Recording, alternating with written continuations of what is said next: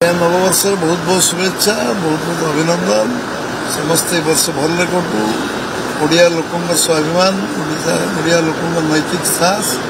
आत्मविश्वास बढ़ू ओडिशा विकसित हो समृद्ध हो एवं निश्चित भाव में भारत वर्ष ओडिशार सुनाम बढ़ू और समृद्धि बढ़ू और ओडिशा एक नंबर राज्य भाव भारत वर्ष निजक प्रतिपादित करूँ आज ओडिशा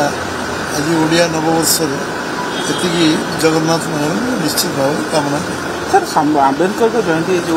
पालन करजेडी कांग्रेस पक्ष सीधासख निशाना बीजेपी संविधान को क्षण कर आलोचना हम 10-12 दिन सब आलोचना हम से कौन करते सब कच्चा चिठा खोल कांग्रेस था विगत दिन आंबेडकर जो संघर्षमय जीवन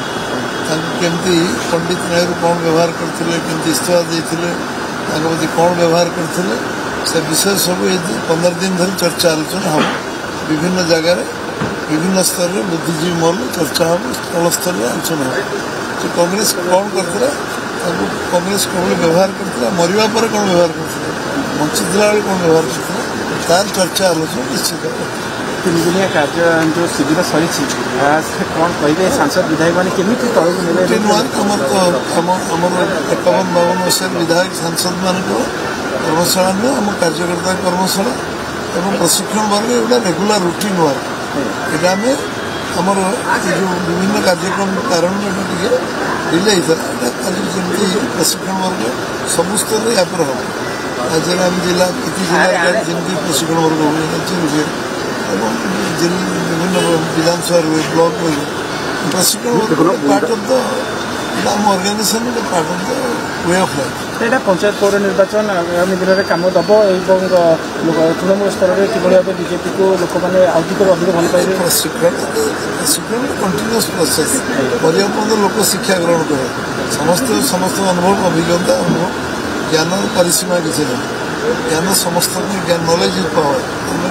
अनुभव अभिज्ञता panchayat election panchayat part of गोटे political party panchayat election part of the election निश्चित भाव भल भी बीजेपी लड़ निश्चित भाव यशस्वी सर ये 12 तारीख को 10 मास खुला सरकार भर अनेक निगम खानी पड़ी उचित समय जगह अटकी नहीं सब जगह ठीक चलती प्रक्रिया अनुसार समस्त आलोचना चर्चा कर बैठक चलती बारंबार आम बैठक चलती बैठक में पॉलिसी निर्धारण हो निश्चित